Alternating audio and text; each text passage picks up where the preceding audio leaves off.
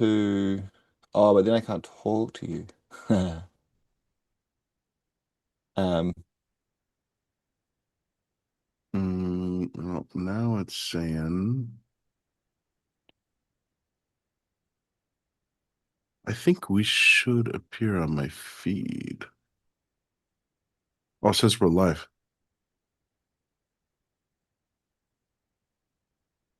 we're live, are we? Did we oh yeah, live, there we go. Yeah, so it Yeah, we're hasn't picked up live. that other event. And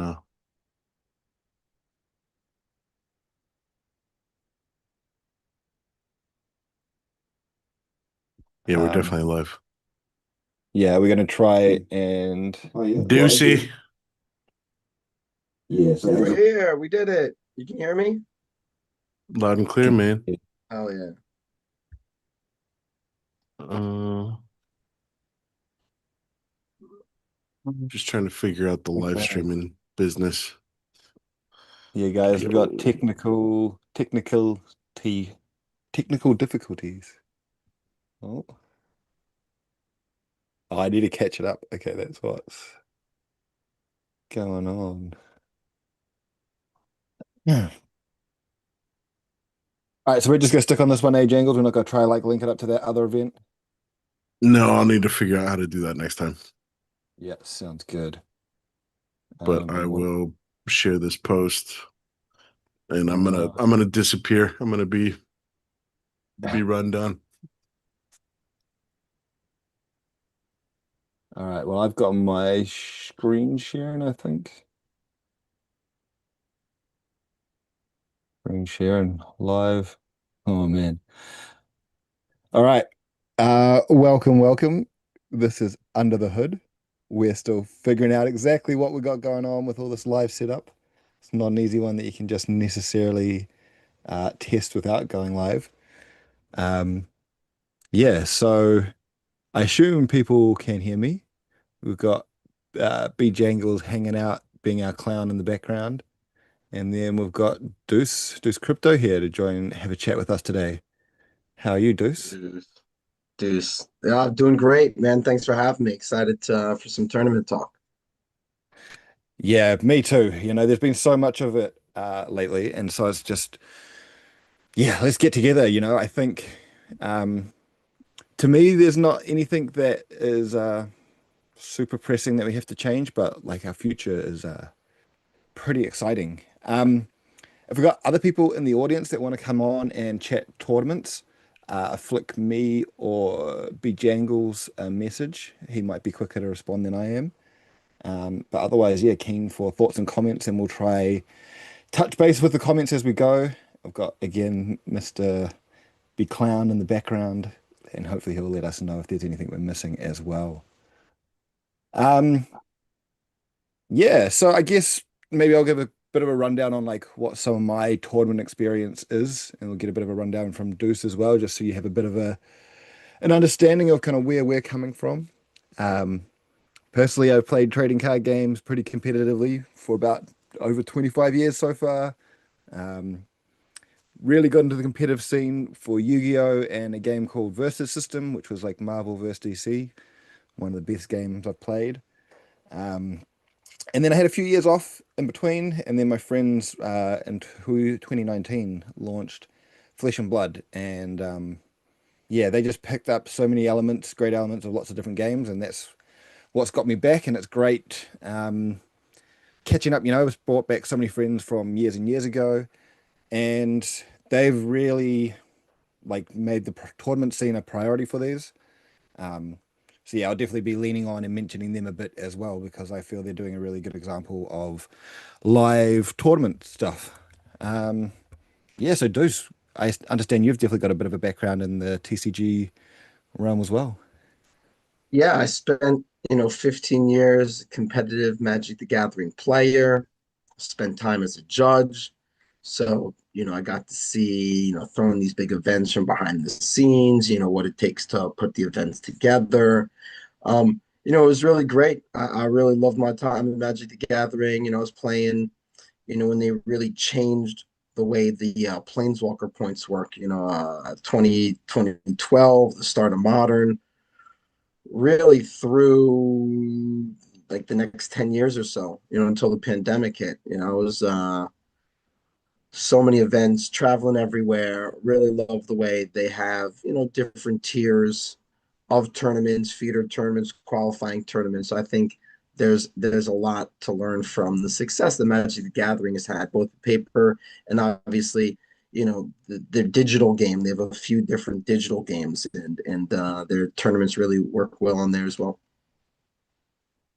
Yeah, nice. And yeah, that's actually good mentioning the judging too. I did a bit of that and over the years, and it gives you a good insight into what goes on to make these things happen as well, especially some of those big events are massive too. Yeah, so I guess yeah, today we're here to talk more about tournaments and kind of what we think could potentially happen in the future.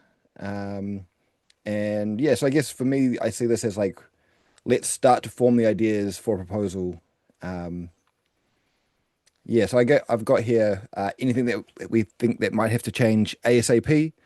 Um, based on the limited dev time and the fact that we're looking at doing significant changes, you know, is there anything that people think that we should really be trying to sort out before then? Like, is there any necessary quick changes? And if so, what are they, and how do we quickly get them through? And then, yeah, if not, then we'll get really into the long major changes. Do you reckon there's anything, Deuce, that really stands out that should happen in the next couple of months, opposed to next maybe 6 to 12 months? Well, sure. I really appreciated the tournament proposal that came out a couple weeks ago. Obviously, I think it didn't succeed because ultimately what that tournament result or what the result of that proposal would have mean eliminating a bunch of tournaments, they just wouldn't have been firing. Now, I like the idea of the proposal. Like, why are we firing these tournaments where you don't even have 75% of the paid places registering for the event? Meaning anybody who managed at least one win would make at least the minimum prize.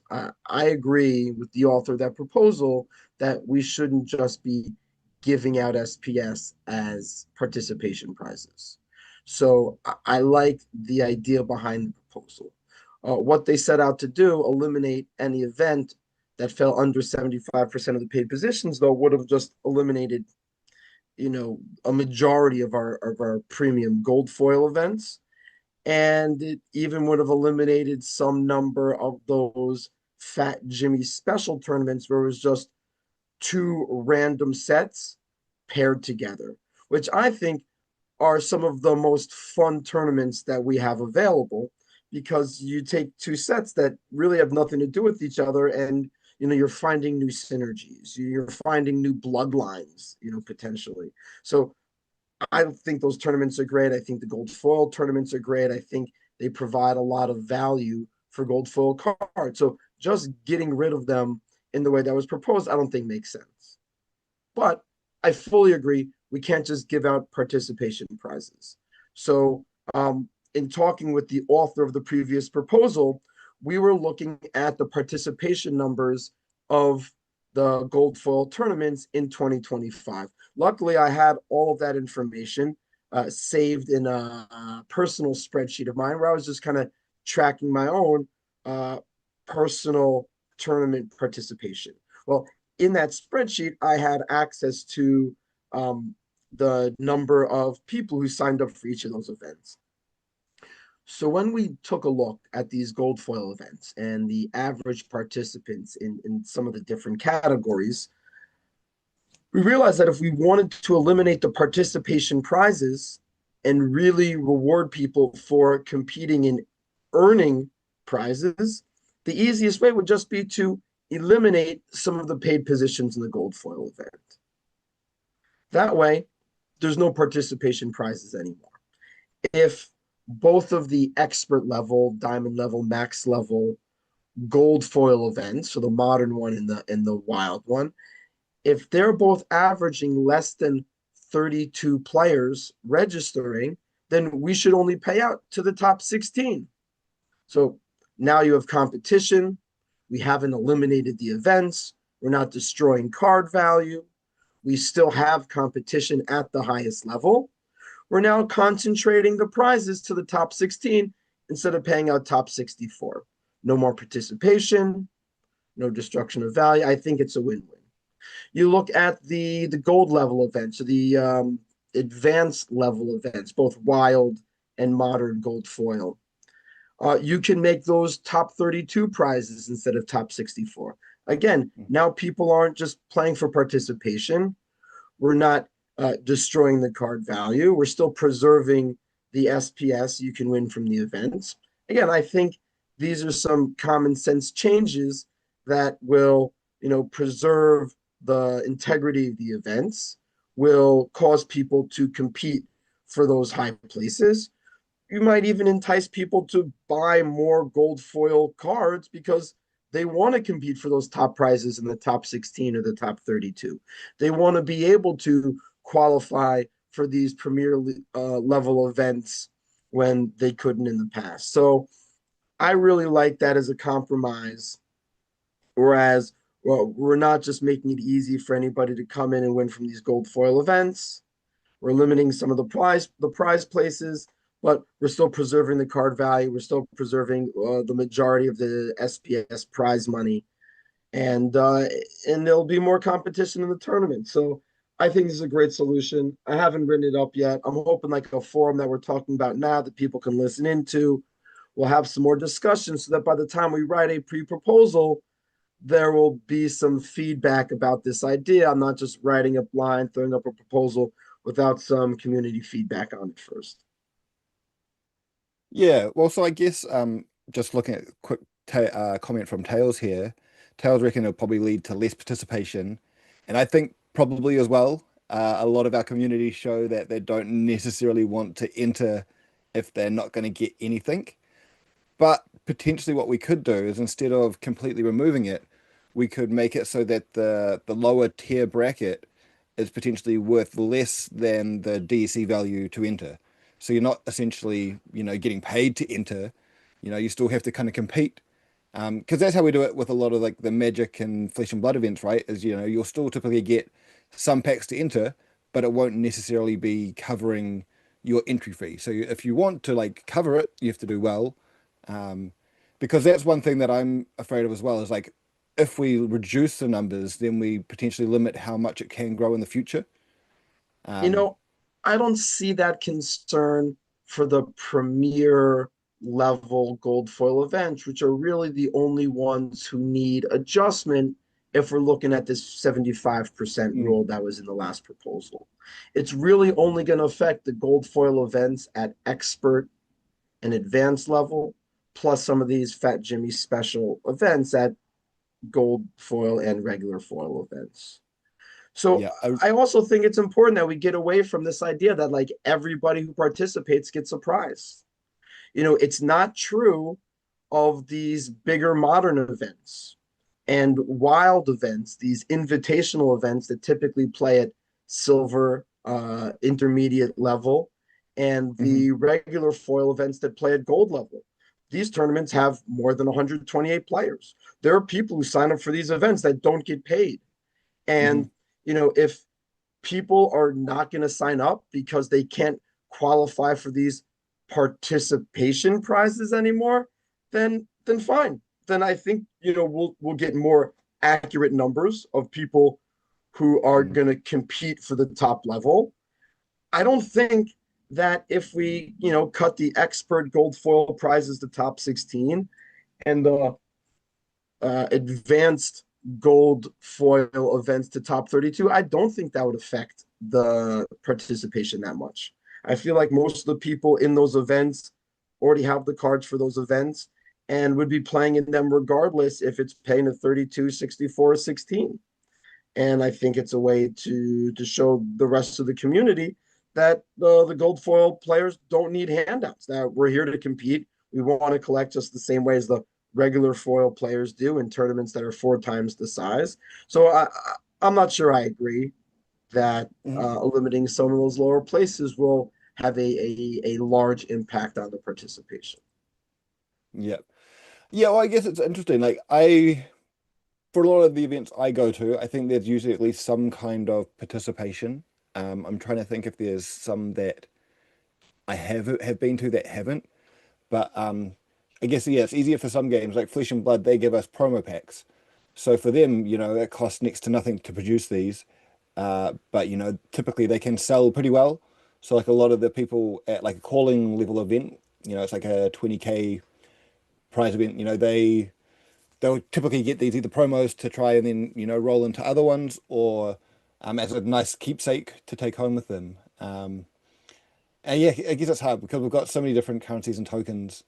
And yeah, hopefully, once we get some more skins and some easier ways to give out other prizes, there's ways to kind of encourage participation without, giving out so much SPS.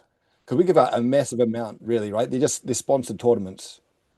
Um, Yeah, look, I played in plenty of Magic events where I didn't get prizes. okay. I think, if we have 8-player queues, Mhm. for to play for a prize, I think, the people who get eliminated in the first round who finish in places 5 through 8, they should get nothing. And this idea like, oh my God, it's going to affect the people who register for the event if, you could pay your 200 DEC and not get a prize, and that's great. I think that'll eliminate some of these kind of tournament freeloaders who are collecting those participation prizes.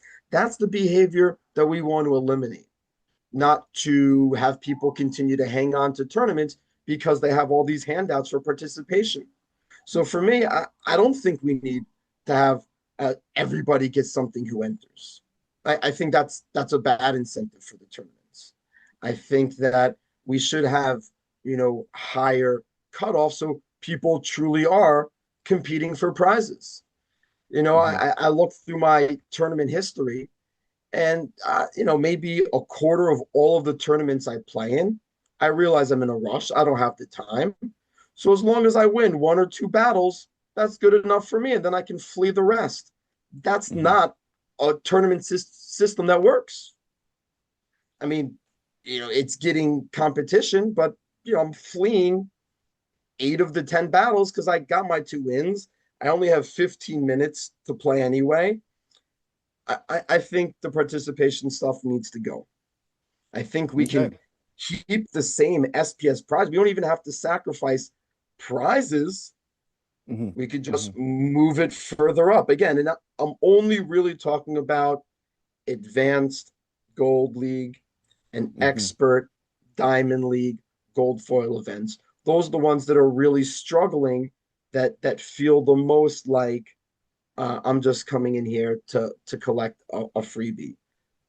Again, based on the 75% rule that most people really liked. I think people like that 75% rule.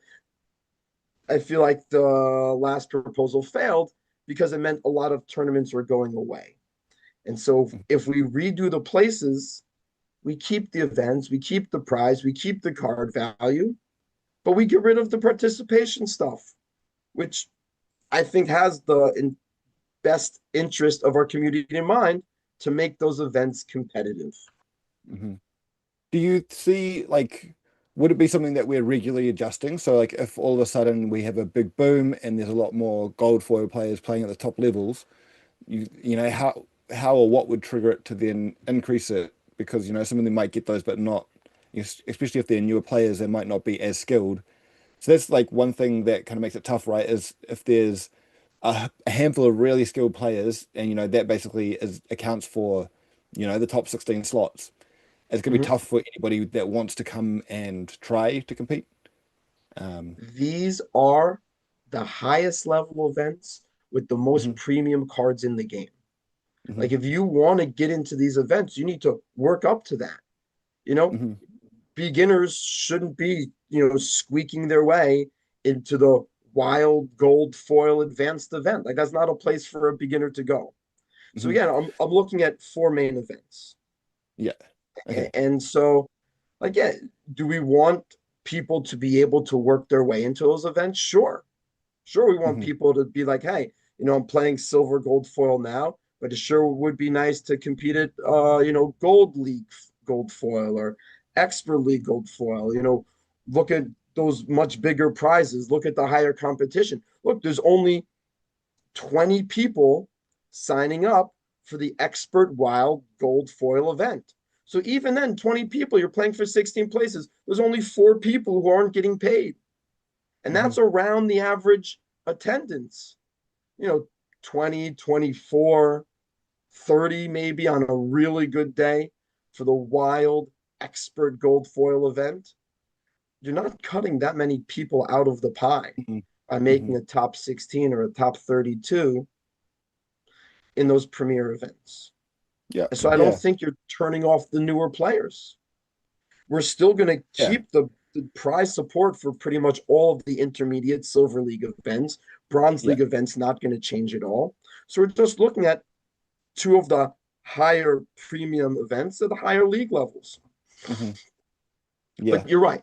Look, this proposal, this easy elimination of some of the lower tiers and the highest premium events, again, this should only be a band-aid leading up to a larger tournament rework. I'm not saying like Hmm. this Hmm. band-aid for the gold foil events is going to solve everything.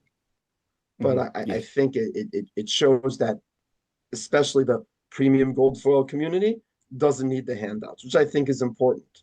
I think, Hmm. that was the community that seemed the most singled out from the previous proposal. And this one makes sense without destroying the card value, which for me is the most important thing with any of these events is, these tournaments support card value. Just, you're rewarding people for playing with the cards. So let's make sure the tournaments are doing exactly that. I think Yeah. if people Yep. see, hey, there's only 40 people signing up for the gold foil, wild gold league, advanced league events, and it's paying 32, well, you know what? My chances of getting a premium prize are actually pretty good. Maybe I Hmm. should rent those extra couple cards. It's even though I'm not guaranteed a prize, it's still worth it to now compete for a higher SPS prize because we eliminated some of the lower positions. Yeah. Yeah. Yeah. I guess. Yeah. I wonder if how much capacity it would take because we're not really doing any dev work to make those changes, right? It's just Clay has to set them up differently. So it's Yeah, just a matter it's of all getting about code all he for the would have to cards. do is edit the formatting of the tournaments. The way Clay does it, I assume, to the way I saw it too, is you can save like the outline of event. So for each of these specialty events, he just goes in there, edits the dates, but he can keep all the same structure, all the same wording, all the same formatting. So for him to make these couple changes that I'm talking about, eliminating some of the lower places in the Premier League Gold Foil events, you're right. Clay just goes in, edits the events, easy change. Hmm. And sure, I'm happy to add a provision. In 6 months, we need to check the average attendance of these 4 events that we changed. If we're seeing more than 32 people for the expert level events, well, let's pay to 32 instead of 16 because Hmm. again, we're not giving away participation. If Yep. we see more than 64 average for the advanced Gold League Gold Foil events, then push the prizes back to 64 because if we have more than 64, again, no participation prizes. Hmm. I'm all Yeah. for having more competition in our premium events. I think that'd be a good thing. I would love to have 25 people in our best event that only pays for 16.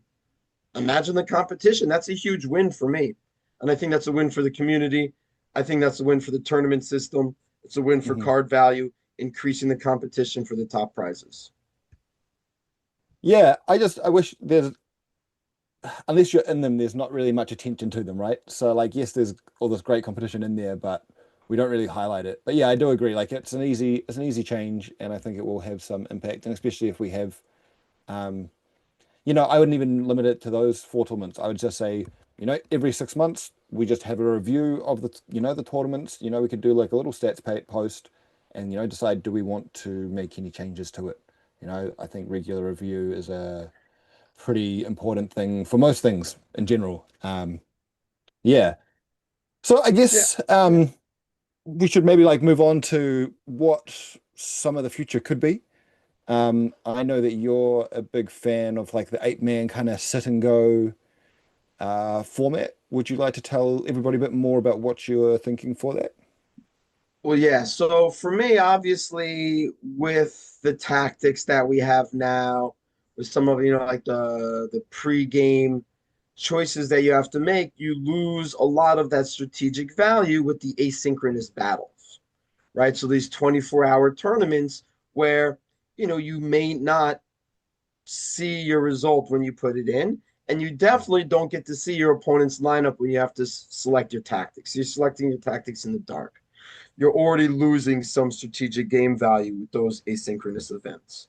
What I really love about having 8-player single elimination queues that are, maybe best at 2 out of 3 battles, is that you now have battles that are happening at the same time. So now you Mhm. get tactics. It's a lot easier to stream those battles. Yeah. When I was thinking about having to stream these asynchronous tournaments, you put in a lineup and then you don't even see what happens. That you're losing a ton of entertainment value Hmm. when you are running back these asynchronous tournaments. So I wouldn't even bother like streaming an asynchronous tournament. Maybe there would be some value in like doing the replays of an asynchronous tournament. Hey, like this is the lineup I put in. This is what I was talking about. Let's go see how it plays out. You're guaranteed a playback. You're guaranteed to see a finish when Hmm. you go back and watch that tournament in the past. But I think that's a huge problem from the tournaments we have now. For most of them, the bigger events, the SPS DAO events, they're all asynchronous events. With 8-player Yeah. queues, you now get the tactics back. Hmm. They're so much easier to stream because they're happening live. And I would hope that it gives people another way to consistently earn value from their cards outside of ranked. It's like, Hmm. oh, I got an hour to play. Let me go jam a tournament. Hmm. And my idea is, if you have 3 rounds of, best out of 3 battles, Hmm. even on the long end, if you stretch it, maybe 20 minutes for a best out of 3, then you Hmm. should be able to finish an 8-player single elimination queue in less than an hour's time. Hmm.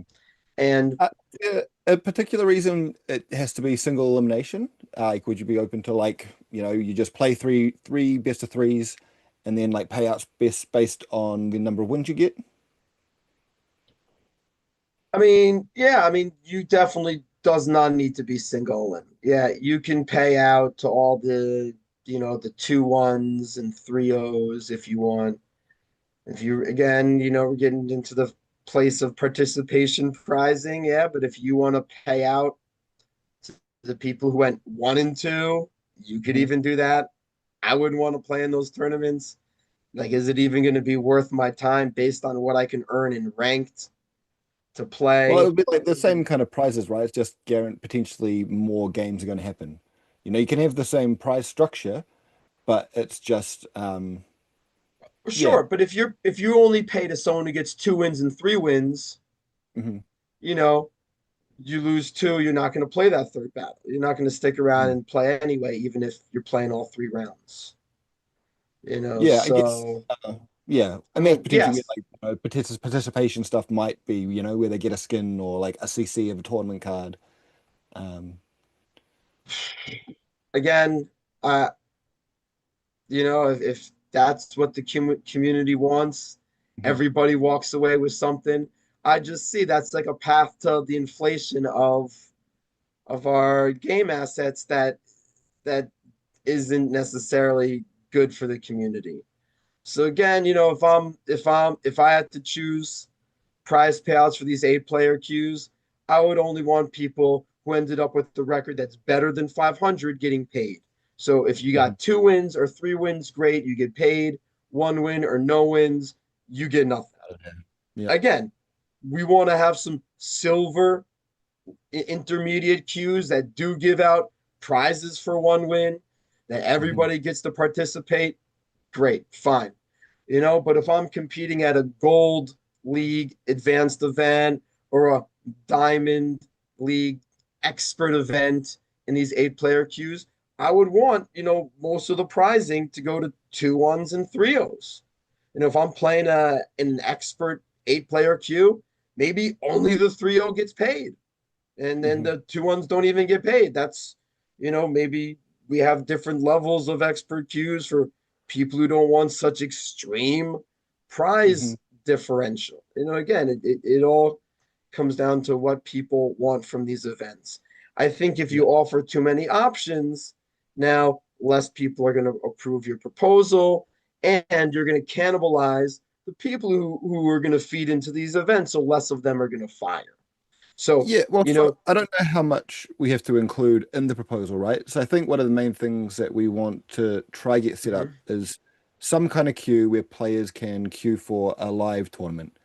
mhm. Um, and I don't know if you've ever played Dota 2, but in Dota 2, they have it set up where, you can select, I want to play any of these modes, and it puts you in a queue, and then whenever there's, enough people to hit that, it fires. So you may not necessarily know exactly what tournament you're going to end up in, but that way you can have a range of options that, people are happy to play, and then hopefully keep that queue, uh, I guess, queue moving, right? Because one of the things that we want is we want these to be firing regularly. I mean, at the moment, we have the infrastructure to do 8-person single elim tournament. We just don't have like the background to have it automated, right? One Right. Well, thing, we could set them to fire at a specific time. So we yeah, well, could so one of the things, absolutely have 8 player queues. We could set it up. Clay could set it up that one fires every hour on the hour. mhm.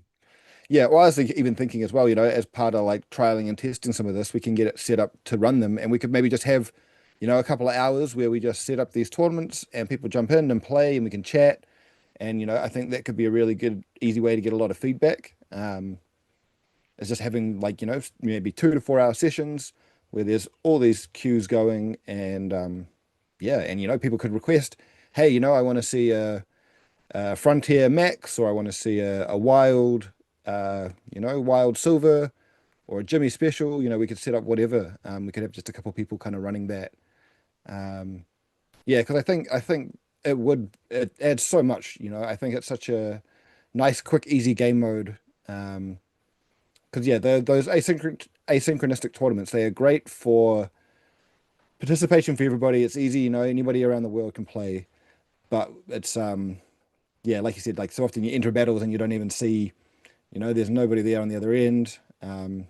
I typically don't go back and rewatch them. I watch the ones that I do and they're there, but otherwise, yeah, I'm not coming back around. Um, I'm a big fan of these eight man. Would you want much more infrastructure in place? Because I guess it's a lot of work. I don't know what the background is, but it's a lot of work for It Clay to would set up it these. would be a huge amount of work to have Mhm, on-demand 8 player queues. So it's not even something in the near term I would push for, mhm, just because the amount of production that would have to go in to have, like people paying their entry fee, it's held in escrow, what happens when someone leaves and so on. It's a lot. It's a mhm, lot. In the short term, again, another proposal that I would like to do for the short term is twofold. One, approving some of the SPS DAO packs to be used as prizes, provided they were paid for at their full MSRP DEC price. Meaning, okay, so let's say we get the DAO to agree to release 2% of all the Rebellion packs as prizes in these. Again, we can make them on demand, but we could set these like hourly or these fixed time 8 player queues. mhm, And if there's 8 packs as tournament support, then everybody pays 4,000 DC to get in. mhm, So there's no pack inflation. Basically, people are buying these packs at the MSRP to get into the events to pay for them as prize. Mhm. Well, I mean, we So could even do that with current sets as well, right? Like, we don't even need the DAO necessarily to give us the packs. We just need to have the upfront payment to cover the first round of packs, and then they can kind of replenish themselves. yes, yeah, obviously, if you have the funds, you could set up this idea however you like. I think it would make a lot of sense to run these 8-player queues using the packs that are out of print in Modern. I think that's great for a couple reasons. One, I think these packs have more value while they're in Modern, so I think you want to get these Rebellion packs out while they're still in Modern. I think, newer players who just came in for, the new set might be more influenced to jump into these 8-player queues to be able to earn the Modern set that's out of print. And then I think you get into a nice rhythm where, every time we get a new set, the packs in these 8-player queues change and they flip up, they flop down to the next, Modern set that's still in print. Mhm. I don't think it makes sense to do this with Rift Watchers or Chaos Legion. Those prices are too low. It wouldn't Mhm. make sense. But I would Yeah. love, while Rebellion is still in Modern, to use some of these Rebellion packs in the SPS DAO. And again, the SPS DAO is getting paid back in full for the packs. Hmm. Could anybody run these tournaments on their own to test the idea? Absolutely. Anybody Hmm. could. I talked with YGG about it. I've talked to the people who kind of run the YGG account. Hey, can we get some packs and do this thing on our own? But Yeah. ultimately, I think if these 8-player queues are good for the community, then why not have a proposal to release some of these SPS DAO packs? Hmm. Most of the larger accounts that I talk to say, as long as the SPS DAO is getting the money back and, Hmm. we're not giving the packs away, so that we're selling them for the MSRP, it's like we're selling the packs. So it's Hmm. not bad for the ecosystem. It's not really, sure, there'll be more cards in the system than there was before, but we're taking DC off the market. It's going out, it's creating competition. Ultimately, if people are playing in these events for the cards with cards, it's building demand for cards to play in these events. So again, I think it's a win-win. We're using these packs that are held, we're getting DC in the DAO, we're increasing competition, we're increasing demand for cards. That's the way I Yeah. see it. Doesn't need a proposal. Someone could come in tomorrow, Bun Bags and Caps could be like, hey, you know what? I know I run these tournament event series. Maybe I want to sponsor some 8-player queues. I got some packs lying around. Someone donates some packs. You're right. All you need is that first set of 8 packs, and then you get the DEC for the next set of 8 packs. Boom, and you're rolling. Yeah. Well, and I guess so one thing that sticks up for me is that potentially limits how many of these 8-player queues you could run. So maybe it's like the higher pricing gets the older set, and then the lower pricing gets the modern set, like the current set. Just Nobody helps wants the extend the old runway. sets. No, Pardon? nobody wants the old sets. The old No, sets no. So aren't I'm worth saying, anything. like, So, so I'm Keegs, saying, what like, you we can give. do though is you can put a multiplier on the prizes. So if you're playing at Silver League, you know, you're only paying 4,000 DC and there's only, 1 pack in per person. But if Yeah. So you're I'm not. playing at Gold League, there's three Yeah. packs in per person. It costs, 1,200 DEC. You're paying Expert League, it costs 2,000 DEC. There's 5 packs in per person. Mhm. I think scaling the number of packs and the entry fee is a much better way of doing it than using different packs. I think that would make people feel unfair. I think all the 8-player Yeah. queues should be using the same pool of packs. But if you want premium events or you want, experts to be playing for more, have multiples with the entry fee. Yeah, well, so I wasn't saying like the old packs. I was saying like you'd use Rebellion as the top, like for now, I'd say use Rebellion as the top prizes, and then the Conclave as the kind of lower prizes, mostly just so that we can get more tournaments out of it. So I don't like it'd be great to release, maybe 10,000 packs, but then we can only do 10,000 or less 8-man queues. Trust me, that'll be plenty. And if it works for 2% of the packs, then we can release another 2% of the packs. But Mhm. I think having the tournaments for packs that are in print is a bad idea. If people want to pay for the packs, let them buy them from the store. Yeah, I would kind of argue against it being a bad idea. Most of the TCGs, that's kind of what they run, is, most of the time that they, most of the fab events I go to, they're giving out the current ones. And it's a good way that players can They're already sold though. build sets. Keegs, when they Yeah, do that, the packs are already sold from the distributor, right? I'm playing for these packs at my store. Well, of course, the store wants to give me the packs at MSRP. They paid maybe 60% of that price value for the pack. yeah. So I don't see that as good value because we don't I have a just, distributor model for these packs. I well, we don't are the think we want distributor, to right? cannibalize pack sales from the store by offering them in tournaments. So I don't know necessarily know if it will cannibalize the pack sales from the store, right? It's just changing how it's if done. So like for me as a player, I if you're don't winning them necessarily though, they're going to get sold on the market. They're going to make their way back not to the market, and now they're potentially. competing with packs from the store. You Potentially, yes, don't want but to give out prizes for current packs. it also just gives players another avenue to build, like as a way to build their deck. Like I'm not necessarily going to go and dump, 5 grand to buy a max set when it comes out, but I would play tournaments over the lifetime of the set to build my collection. So it's just giving a different way that players can play the game that's more accessible, and helps drive sales, because we kind of do want sales, of packs. Yeah, Even if it goes to the market, that means that there's demand for them on the market, right? Not, but we but have people, flipping them. They'll basically buy them to get the free wagons to put them on the market to sell for higher. right.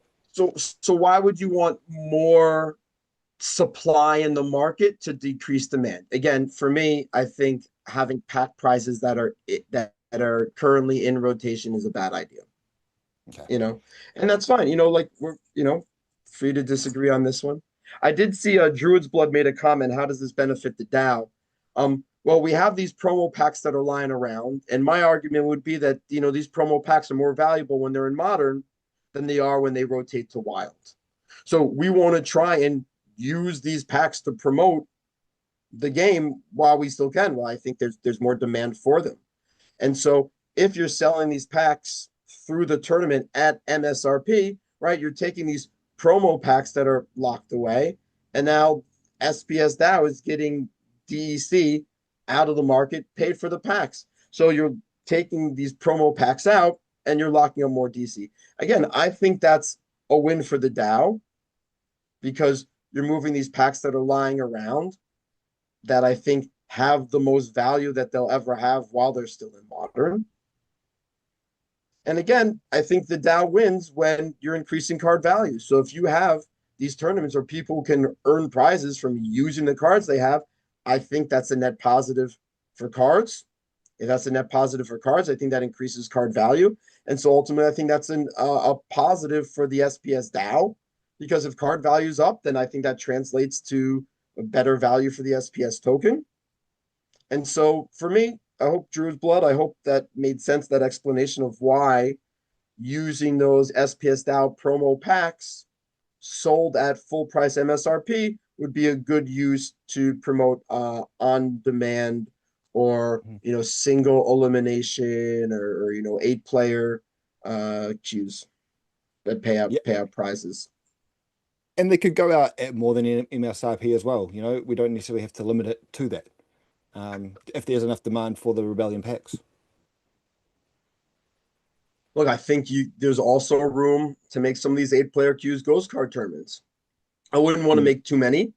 I would make them, maybe one day a week or maybe one time slot a day. You could have like and maybe it's not an 8-player. Maybe it's Mm. 64 players, and anyone who gets 3 wins gets the top prize. So now it's like, okay, you know, we can have more than 8 players in the queue, but it's locked into 3 rounds. So I know I'm only committed to an hour. Hmm. And anybody who gets 3-0 gets the top prize. Anybody who goes 2-1 gets the second level prize. The only complication is the more battles you add per round, the more an outlier will drag out an individual round. If you think about it again, best out of 3 battles hopefully could be done in less than 20 minutes. But if Hmm. you have a draw, if someone takes the full 5 minutes before they even launch the battle. You know, Mhm. again, the more people that are involved at one time, you want to stretch it out. And I think one of the goals of these 8 player events, you really want to get that full 8 player event, 3 round event done in less than an hour. I think Yeah. that's kind of like, I got an hour blocked out. I can play an 8 player queue and know that I can get it in and out without, having to worry about not being able to finish my tournament. And so I Yeah, think I with think best that's 2 out of 3, I think that falls in the like 15, 20 minute range for each round. That's good. yeah, I think it is important to keep them in that nice time frame for those sit and goes, right? They're something that's repeatable. You could sit and do a few of them in a session. Um, yeah, I think that's really important. Um, what was I going to say to that? There's something else. Also, again, I think it adds a Ah, huge benefit to streaming. Having the events that run mhm. live is a huge Yeah, benefit to streaming. I know, obviously, on demand that's going to take a lot of nice. That's going to take a lot of programming power that we don't have available. So in the meantime, yeah, we could make timed events through the tournament thing we have yeah. now. Oh, that's But what I was going to say. Like, if we use ghost cards for these, potentially it's a higher price point or something. So if you're playing with your cards, there's like a kind of discounted or like MSRP entry price. But if it's ghost card, maybe it's, an extra 20% or 25%. that Um, would crush the rental market. I think if you have a ghost card tournament, everybody gets ghost cards, or you play with the cards you own. Also, I yeah, just yeah, think yeah, yeah. that So adds a there'll be huge separate level of events. complexity. Yeah, there'll be separate events. So like one event would Oh, be okay, sure. ghost card, one would be, so like if you enter the ghost card, it's, you're paying a bit higher for the right to them. Whereas if you're playing with what you've got, then it's a bit cheaper. Um, what has B Jangles got here? I spoke to AZ about this before. Oh, the Hard packs. no. Well, yeah, well, it's a hard one, right? Like we've proven that we can give them away. There was one recently. What was it? The new player. I think there's a proposal for new players to get packs. I think the biggest thing with the rebellion thing is the amount of packs. If we kind of do something similar with that we did with Conclave, where we reduce it, then the conversation becomes easier for like using what we've got, or at least we'd use a small amount. But like It's you said, just like having the one two packs sold percent. at That's MSRP. I don't see the problem. Like, no one's giving away these packs. If they're honestly, if they're paying 4,000 DEC per pack, they're paying more than you could pay at the on the market, right? So I mean, I don't know. I see it as a good DEC sink. Obviously, I think this should increase demand. I don't see how it would be such a huge loss for card value. Mhm. But look, again, one does not need to make a proposal for SPS style packs if they want to do these 8 player queues on their own. Mhm. So to say that someone's a hard no on these 8 player queues, again, one does not need the proposal unless you're trying to use the SPS DAO packs as the Mhm. prizes at MSRP. So if that doesn't need to happen, it doesn't need to happen. I'm sure Yeah. there's other packs lying around and we could test this idea. I just know people aren't really going to be paying to get into 8 player queues for Chaos Legion or Rift Watchers. Like it's just nobody's going to pay to get into those events. No, I don't think it makes sense to use those packs for incentives for tournaments. No. All right, so we've covered a bit about the sit and go. Next thing I want to talk a bit more about is the series. Like in series or not necessarily series, but like also just larger tournaments. Like what our kind of highest entry fee is 1,600 DEC, like less than a couple of dollars. I spend more than that each time I go to play a Flesh and Blood weekly event. Um, and so I think, yeah, these series tournaments or these larger tournaments, they can be pretty well self-funded as well, which is, I think, a huge benefit. We don't necessarily have to ask the DAO for anything. Um, we're not necessarily taking anything away, and it just provides a realm for it to be super competitive. And there's ways.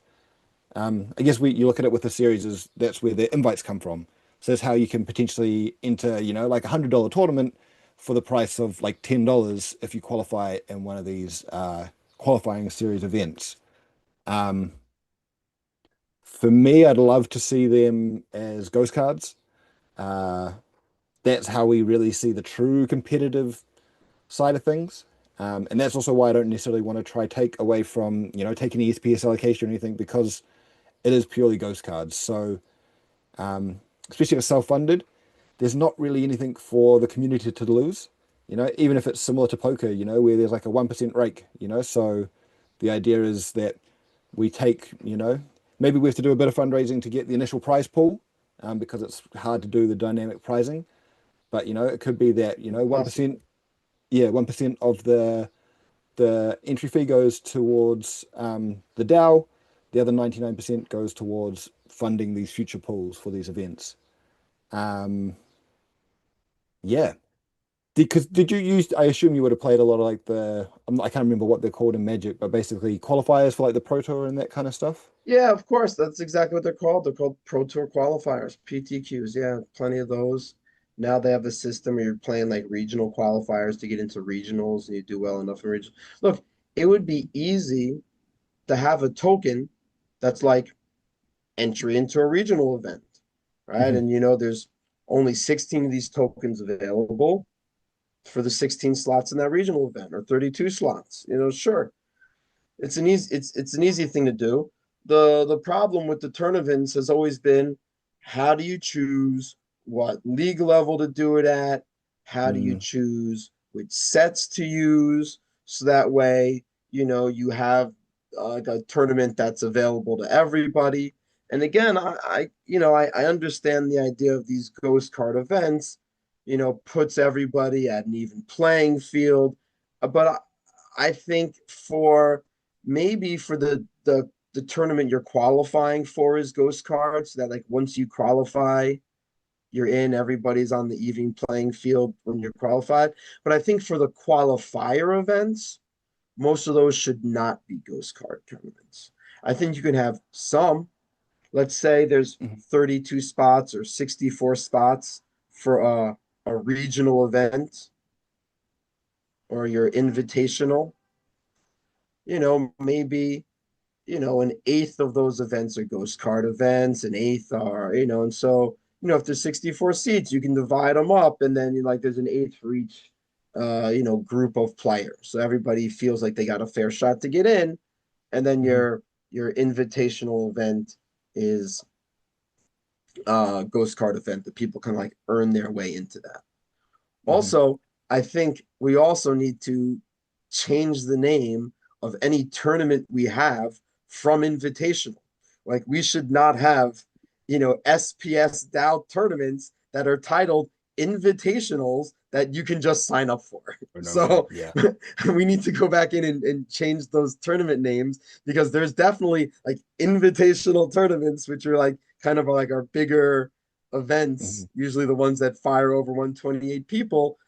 Those aren't invitational; anybody can join. So let's change the verbiage there, and I think we definitely could have Mhm. invite tournaments, Mhm. where you're playing for the invite, and then an invitational. Maybe we can do it seasonally. So every 3 Yeah. months, you have the feeder tournaments for your regional or your seasonal Mhm. championship, and then you can take the top 4 players from each seasonal championship, and then you Mhm. have an end of year 16 player event. So there's Yeah. lots of different ways you can structure a tournament series that I think would be really exciting and enticing for the community. And you Yeah. Well, can do the tournament series as a proposal so that way we're not worrying about these funds, that funds, like all the DC gets locked up and X amount of SPS is set away for the tournament series. Boom. mm. Well, Great. and we don't even have to give out SPS, Like I think there's so many different things that we can give out in pricing, as well. So like I think there's a way that we could very easily bring a lot more into the DAO than we're giving out. Um, yeah, so I guess like I'll give you a bit of an explanation of how Fab's got it. So there's lots of these qualifiers. Usually they are for nationals, which is an invite only kind of high level event. So most of the high level events, they're like 20K in pricing. So yeah, Nationals has got a qualifier, and then the Pro Quest has a qualifier. Well, actually, so and if you do well at Nationals, then you get an invite to Worlds, but also other event invites give you invite to Worlds. And then there's also another qualifier series for the Pro Tour. Pro Tour, they give out like 200K, so it's a big jump. But then they also have these open series, the callings, which are 20K level events. So like and those can give you invites to things like Worlds or the Pro Tour. So I'd almost like to see like a mix. So we'd have some big open tournaments. It'd be I envision it as a high entry. We want to make it appealing. So hopefully give out some cool promos or skins. With a lot of qualifiers basically into the top events. And those invites essentially have monetary value as well. Yeah, I guess just so much, right? There's so much space for competitive play. I was talking to Gator. There's not because we need to move away from these asynchronous events. So like what I'd love to see is a lot more Swiss style events. So for people that aren't familiar with Swiss, basically, everybody's got 0 wins, so they all pair into like randomly. But then as more people win, you get kind of paired into other people that have been winning. And then same again, like if you're 2-1, you'll be playing all the other people at 2-1. Same with like 1-3. So you get paired into a similar bracket, and then you have the cut to single elimination event.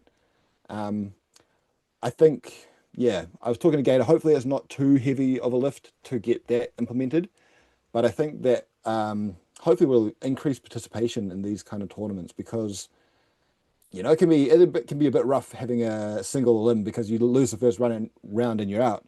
But if it was a Swiss style event, you might lose the first one, but then if you win the next 6 rounds, you're still qualified to make the cut. Um, that's definitely one thing that I'd love to see developed is some Swiss style setup for live events, not just.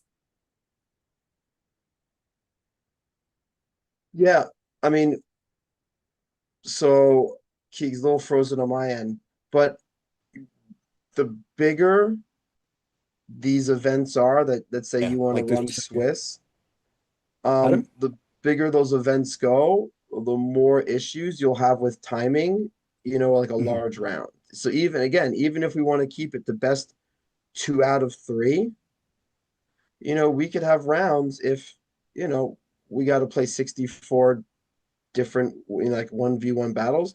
It could take half an hour to get through one round of best 2 out of 3 battles. And you're sitting there having to wait 15 minutes. Someone Mhm. drew, they have to go to a fourth battle. They're waiting 5 minutes before they next fire the next battle. It can take a considerable amount of time. It's So just a thing with tournaments, right? Like I even the big agree. fab events we go to, there's always somebody going to time or 100%. the judge call. Yep. Um, yeah.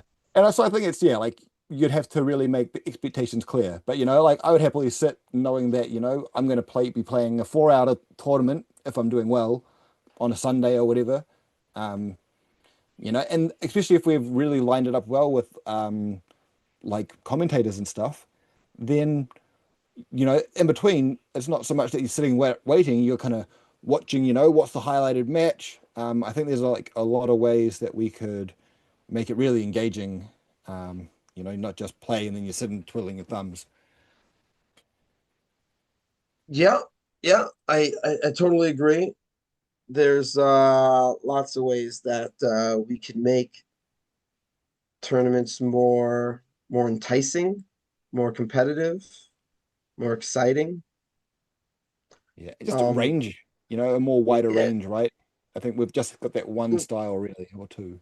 the wider you cast your net, the harder it is to pass proposals, which is the Yeah, unfortunate thing about so that's why you have to really do it in small pieces. Like, let's change this mm, little piece, let's change that little piece. If someone wants to come in and put together, like a 2026 tournament series, it's going to be challenging. mhm. But, I think just people to vote on it, I think people would be open to the idea. But, I think that without having specific details about how many tournaments you're going to have of each type, Mhm. how you're going to run that series, again, I think people are like, oh, this is too vague. I'm not going to vote for it. You're going to lose people. Well, and depends what you necessarily need voting for as well. Like I think there's small things that we can do to get us in place. One Mhm. proposal would be setting up the queue for the 8-man. Like you said, that's quite a lot of dev work, so that might get lower down the list. The next one might be setting up just the Swiss style with the cut to the top eight or cut to whatever you want to set. So once you've got that in place, then people kind of are familiar with them, and then it's like, okay, we want to do this series, but it also depends on what the ask is. If these are going to be all self-funded, what do we even need? Is it just a um, community account that gets the rights to host these? Do we even need a proposal for that kind of stuff? If we want to make it a specific Splinterland specific one, then sure, like, how can we partner with the DAO to, make it great? And I guess, yeah, I think potentially more for that, it might be asking a proposal for like prize support. So like can you develop us a handful of skins, maybe a prize card, um, and away you go. So, yeah, I I guess don't so many. I don't want any of that. I wouldn't plan an event for skins. But that's not the main prizing. So that for me, that's more like the side stuff. The big prizing. I see these big tournaments as potentially being cash Mhm. prizes. Um, so it's more like little participation stuff to help make sure that we No, have a range again, of why people. why why do we need participation stuff? I think that's a bad idea. So I'm like if you go against to the, it. the I think Magic Pro Tour, it do they devalues give you stuff. Y- do they give you a You know little what they entry give kit? you? They give you a box to Yep. put your cards in. They Yeah, give you a cool. pad of paper to write your Yep. life total down. Yep. But these aren't assets that in any way affect the value of the collectibles. But The skins don't second, either, right? th- they do. People are paying for them. So you give out skins, it makes the demand for it. I think that would devalue game assets. Me Yeah. personally, again, I do. Now, you Yeah. can make them soul bound so you can't sell them. Okay. You want to make these participation skins soul bound? Yeah. Fine. But Okay. Then it's a perfectly reasonable participation award. But I don't need that. And I think it's a bad incentive that we're spending time, resources, IP to create participation incentives. yeah, I okay. just I disagree. I've seen them work to great effect in a lot of other games. Um, but yeah, we'll see what the community wants. And like we the other don't thing as have well, like it's not a big necessarily taking casual value community. away. Huh? I mean, What was one of the things though, when you talk about these awards, like, oh, I'm not the best player, but I want to play in this event. I'll be happy, if I just get this skin or this promo pack. That Splinterlands doesn't have a lot of casual players. It's just kind of the because we haven't nature got the of space being for it. play to earn. I agree. I Yeah. I agree. It's so that so to give out prizes, that sounds to me like you want to take care of your casual players. Again, I just think that's It's not not the right about crowd. it's not trying to take care of the casual players. It's basically just giving people something cool for participating. And like a percentage of that could be, taken to pay for the development with the DAO. It's not necessarily that we're like taking value out. It's just something that you're not just like, okay, I'm going all in. We don't. It shouldn't be just for the hardcore players. I think having little things is like, hey, I want to play a bit more. If I do well, great, but if not, at least I get this cool skin. And like, sure, if people sell them, great, that's fine. I don't think that's an issue if people, the people that want them buy them. Yeah. All right. Um, yeah, I guess we've covered it, prizes and stuff like that. Um, yeah, is there anything the community out there listening to us? If there is anything you guys want us to cover off or talk about? Um, yeah, see, Paul's saying that we need to do something to attract players back to tournaments. Um, and yeah, I guess part of that is having the different styles of tournaments. You know, just that one style of tournament that we have at the moment is not super appealing, as most people just see it as a bit of a grind, just to get the SPS. You know, I want something that really highlights, you know, the top players and celebrates like, you know, the cool games. And, you know, I think there's a lot we can do content wise with these kind of highly competitive events. Um, yeah. Have you got other stuff you want to add regarding tournaments at the moment? I mean, look, obviously having them run synchronously so you can use tactics is a huge benefit.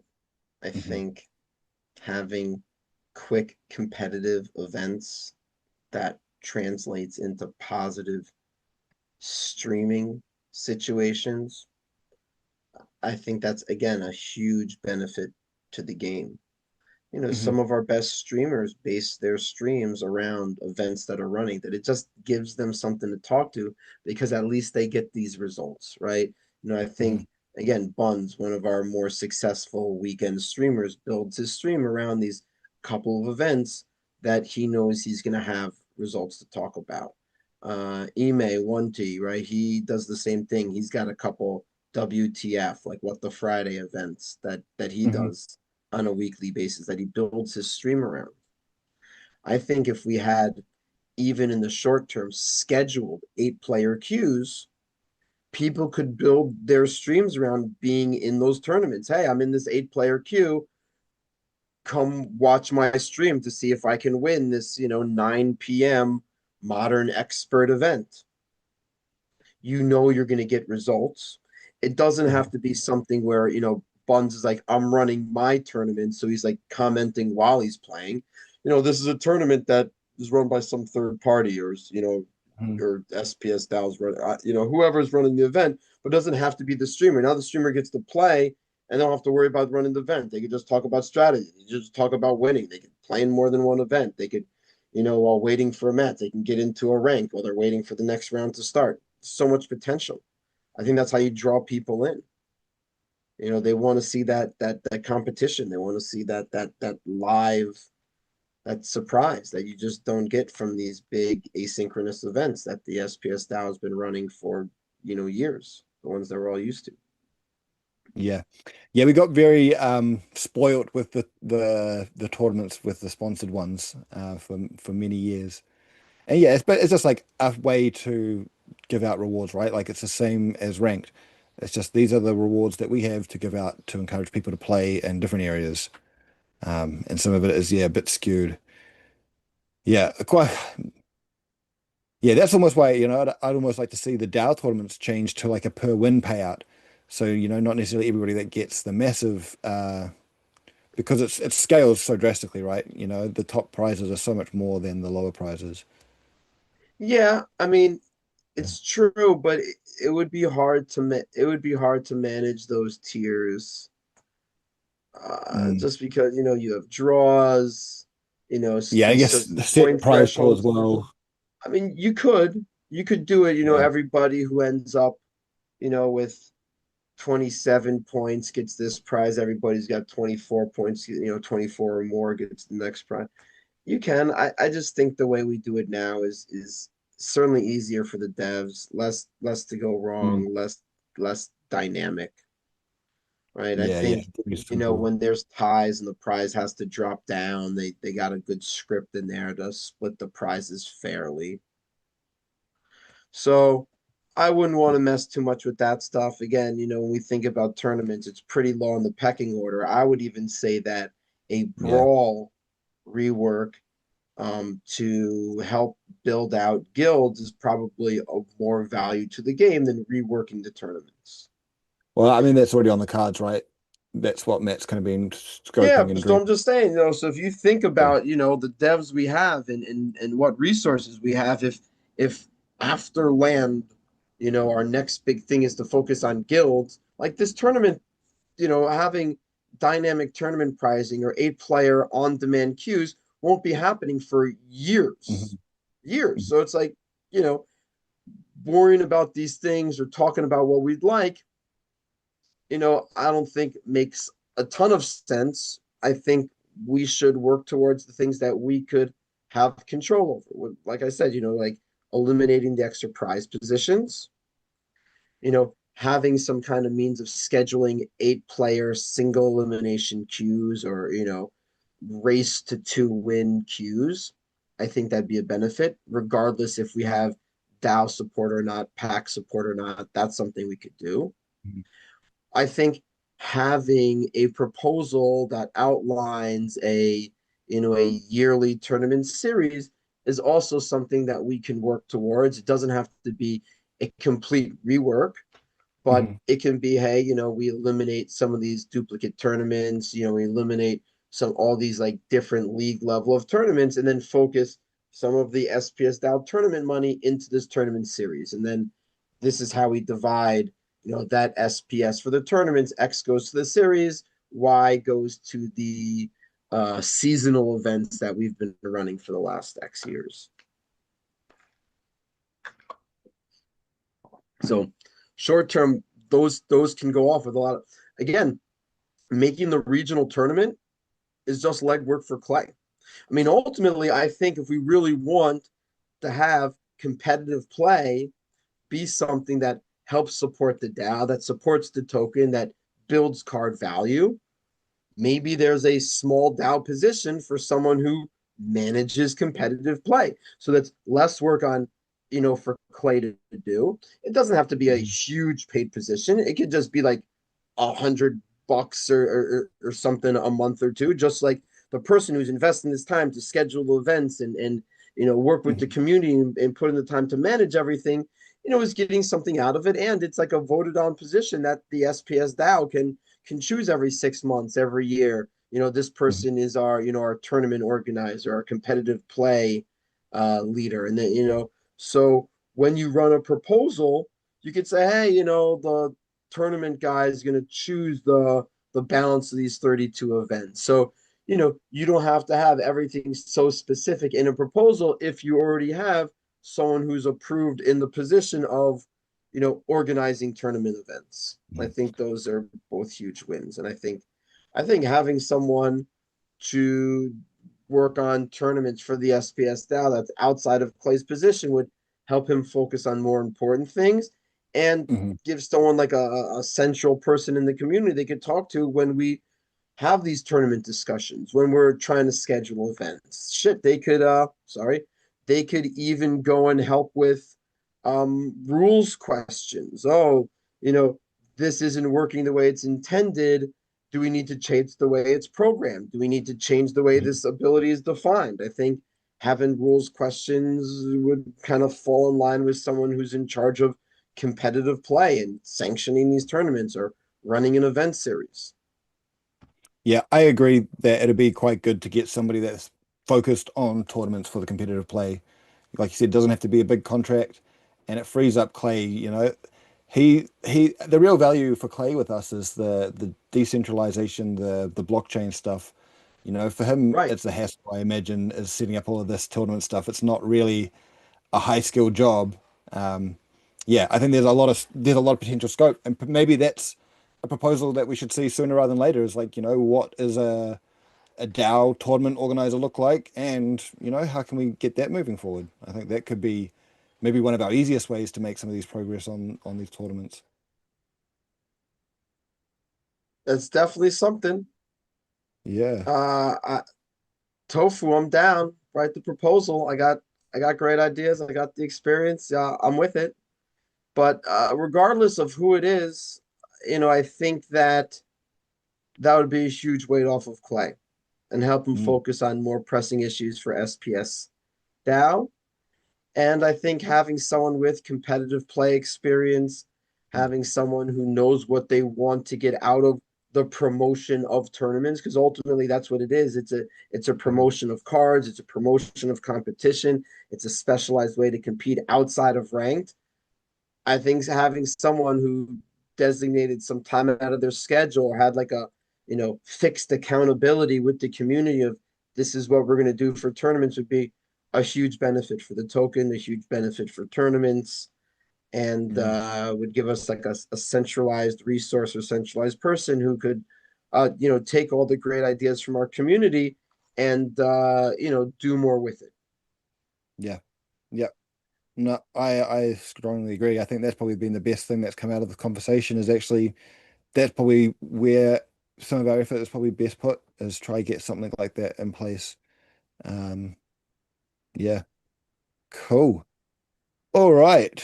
Um, just seeing if there's anything else in here that we've been missing. No real comments that I think we haven't covered already. Um, yeah, so Druid's mentioning Bulldog and Blaze did that with the Grand Prix. I'm curious what you think about that, Druid's Blood, because I don't think that was really a tournament, right? That was just whoever did the best in ranked. Um, and it was like just an exclusive kind of like promo tournament. Is this him here? Nah. Are we Okay, talking no. about our idea or something that's happened already in the past? So Druid's Blood said Bulldog and Blaze did that with the Grand Prix. So I'm not too sure what that is. Um, The yeah, from Grand my Prix was a very focused event. It had nothing to do with tournament structure. yeah, that's exactly what I'm It thinking, had right? It's everybody very just different. competing in ranked. Yeah. And you look at the collection, or the person who got the most delegations ended up getting to champion. And some of the people who only had like silver and gold league delegations didn't make it as far. So sure, I think it was good for marketing. It got a Mhm. lot of eyeballs on the game from people who are outside of our community. Again, if that's the goal for our promo funds, so be it. Who am I to say how the promo fund should be used? I think, if some of these players stick with it, I think we had some great discourse, even from people who are experienced in TCG, giving their honest feedback about, what 2 weeks in Splinterlands is like. We got some valuable feedback just from that, from Bjangle's conversation with MTG Jedi. That was great. Mhm. Really valuable feedback to hear what these new players have to say. I mean, I think, again, what Bulldog did with the Grand Prix that we just had is much, much different than a concept of having a regional or a seasonal Mhm. invitational tournament or an end of year invitational tournament. That's a lot different than the Grand Prix. And I think they have different benefits when it comes to marketing.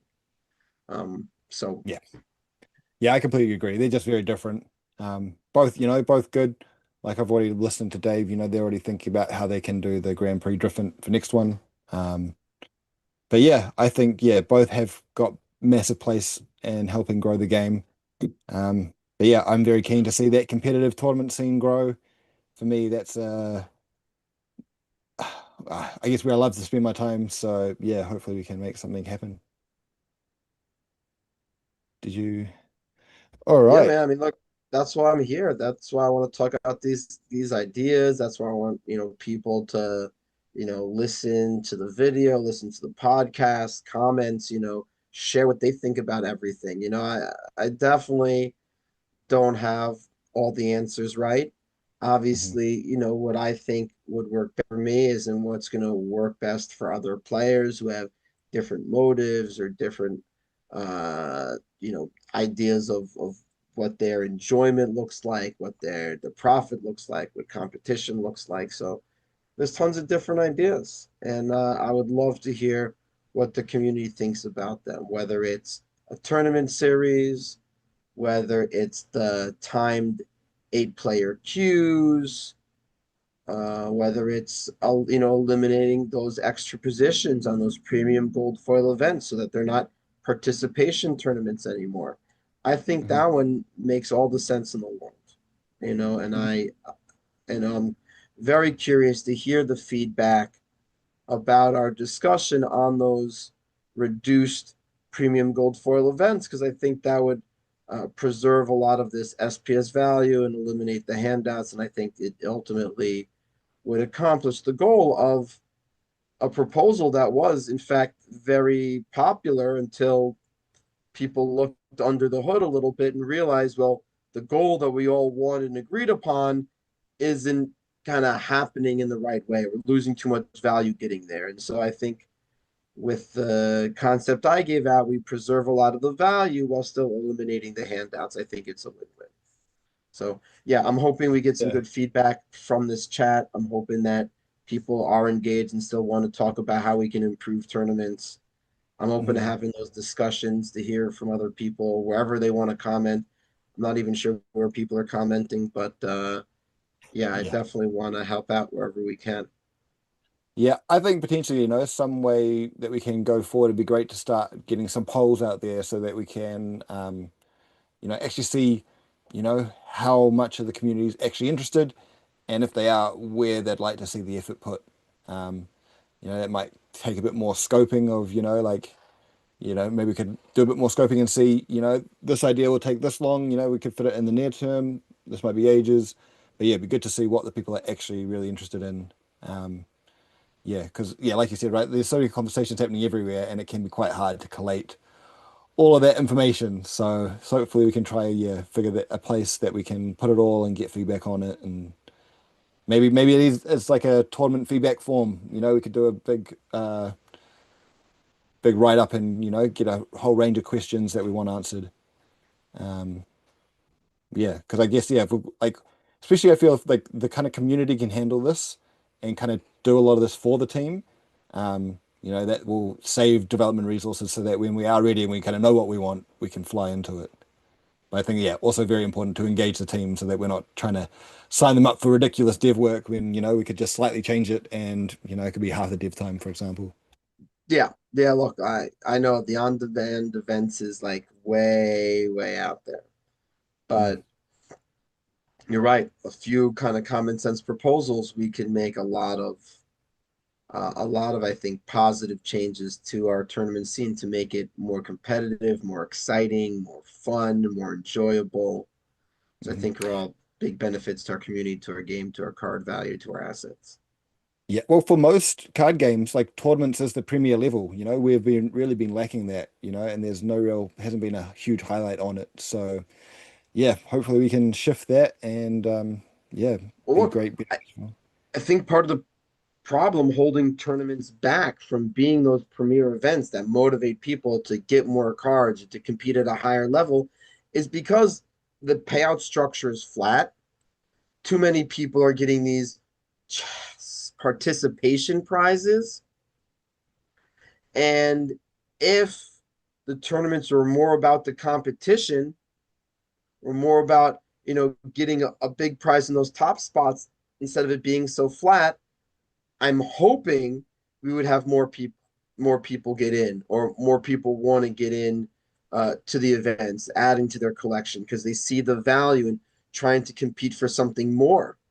I think, having the flatter payouts. Oh, I only need 2 wins and I'm going to get some prize.